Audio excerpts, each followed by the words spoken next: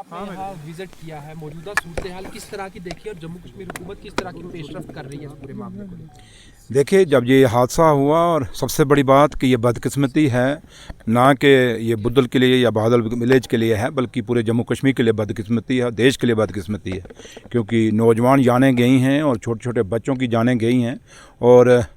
पूरी सरकार भी दुखी है, पूरी एडमिनिस्ट्रेशन भी दुखी है, और यहाँ के इलाके के सारे लोग भी दुखी हैं। और बदकिस्मती है कि ये हादसा नहीं होना चाहिए था, और ये गाँव की ज़िंदगी है, गाँव में तो कभी ऐसी चीज़ें होती नहीं हैं। और जब आज ये हुआ है, और जब 12 तारीख को हुआ, सरकार इतनी सीरियस थी कि 12 के बाद 15 तारीख की ऑनरेबल एमएलए साहब और हमारी ऑनरेबल मिनिस्टर हेल्थ की सकीना इटू जी और ऑनरेबल मिनिस्टर जावेद राणा साहब यहाँ पे पहुँच गए थे, और ऑनरेबल चीफ मिनिस्टर साहब खुद इसको सुपरवाइज़ कर रहे थे और देख रहे थे कि उनकी नज़र थी पूरी के डे टू डे इनसे डीसी साहब से भी और पूरी एडमिनिस्ट्रेशन से पूरा वो पूछ रहे थे कि क्या हो रहा है। लेकिन कुछ चीज़ें होती हैं जो कभी कभी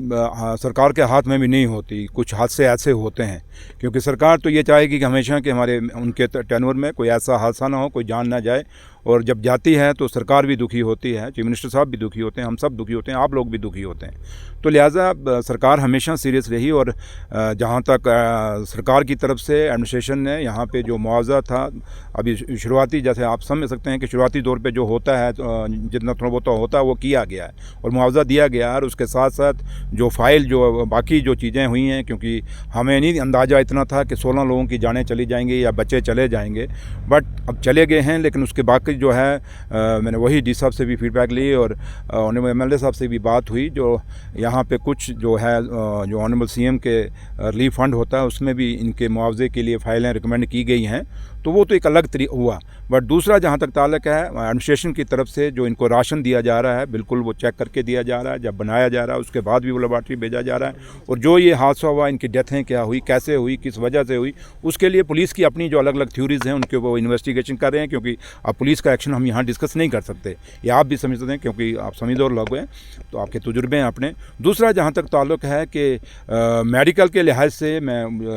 यहाँ प्रिंसिपल मेडिकल कॉलेज हैं और सुपरिटेंडेंट में उनसे भी बात हुई, उन जितना भी हो सका अलग अलग, चाहे पीजीआई में हो, चाहे एम्स हो, देश की अलग अलग लेबॉर्ट्रियों में टेस्टों के लिए इसको भेजा, और कुछ टीम आज भी आई हुई है। और जहाँ तक ताल्लुक है ये जड़ी बूटियाँ जो हैं, इसके लिए भी अलग से जो साइंटिस्ट हैं, जो हमारे लोग यहाँ काम करते हैं, उनकी भी ड्यूटी लगाई गई हैं, उनकी भी सर्विसेज ली जा रही हैं, वो अलग से, मतलब किसी भी प्रकार का किसी भी इन्वेस्टिगेशन, हर तरीके से एडमिनिस्ट्रेशन और सरकार कोशिश कर रही है कि ये नतीजा सामने आना चाहिए। क्योंकि मैं परिवार से मिला हूँ, 2 बुज़ुर्ग हैं उसके, और वो बुज़ुर्ग जो 75 साल की उम्र में हैं, और उनके सामने एक परिवार उजड़ गया, और उन बुज़ुर्गों के दिल पे क्या बीत रही है ये हम समझ सकते हैं कि हम सब, आप लोग, हम सब लोग इन परिवारों में से हैं, और समझते हैं जब कोई ऐसा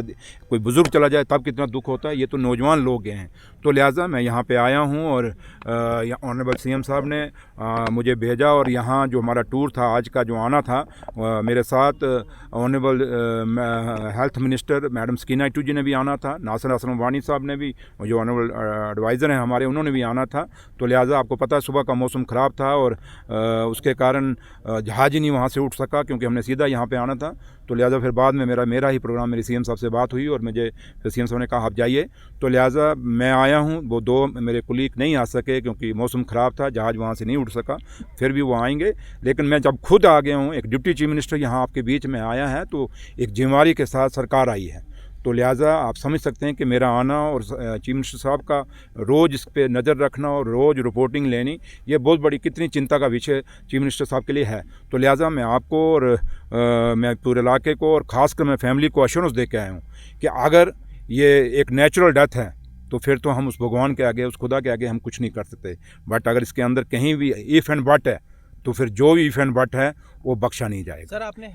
ये सुनिए मेरी बात, तो बख्शा नहीं जाएगा। सरकार इस नतीजे पे पहुंचेगी कि ये जानें कैसे गई और किस तरीके से गई और कैसे गई, इस चीज़े पे हम नतीजे पे, चाहे वो मेडिकल से हुई या कैसे हुई, दोनों एंगल से सरकार काम कर रही है, एडमिनिस्ट्रेशन काम कर रही है, पुलिस अपना काम कर रही है। तो लिहाजा थोड़ा सा आप लोगों को वेट करना होगा, और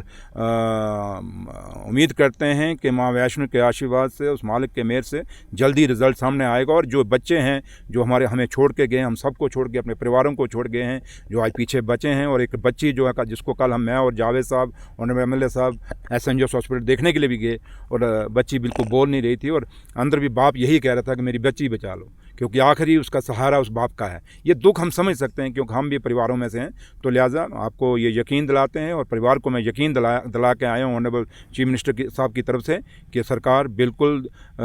मजबूती के साथ इस इन्वेस्टिगेशन को कर रही है और ये यकीन दिला के आया हूँ कि जल्दी ही इसका नतीजा आपके सामने सर, आएगा। रजौरी के हेल्थ सेक्टर को लेकर एक बड़ा जो है लोगों की मांग है और इसमें देखा गया कि जितने भी पेशेंट्स हैं उन्हें एमआरआई ना होने की वजह से फर्स्ट लाइन ट्रीटमेंट देने के बाद जम्मू रेफर किया जाना पड़ रहा था। क्या हुकूमत जीएमसी रजौरी में हेल्थ सेक्टर को ऑगमेंट करने के लिए 60% जो असामियाँ खाली हैं उन्हें पूर्ण करने के लिए और एमआरआई जैसी बेसिक फैसिलिटी प्रोवाइड करने के लिए इस मामले के बाद कुछ कोशिश करेगी? अब जब आपका ये सवाल है, लेकिन मैं अब इसमें कुछ जवाब तो मैं दे सकता हूँ, लेकिन मैं दूंगा तो फिर सियासत में मैं, क्योंकि मैं कैसा, आप लोग मुझे सब जानते हो, मैं ऐसे जगहों पे कभी सियासत नहीं करता। लेकिन है कि हमें 2.5 महीने हुए हैं अभी सरकार बने हुए और ये यकीन रखिए कि जो पीछे मैं अब टेनवर गिनाऊंगा तो अच्छा नहीं लगेगा, जो नहीं है कुछ खामियां मुझे पता है, बहुत ज़्यादा खामियां, और यहीं मैं, और मैंने अंदर डॉक्टर साहब को भी कहा, मैंने अपना प्रिंसिपल मेडिकल कॉलेज रजौरी और जो सुपरिटेंडेंट मैंने उनको भी कहा कि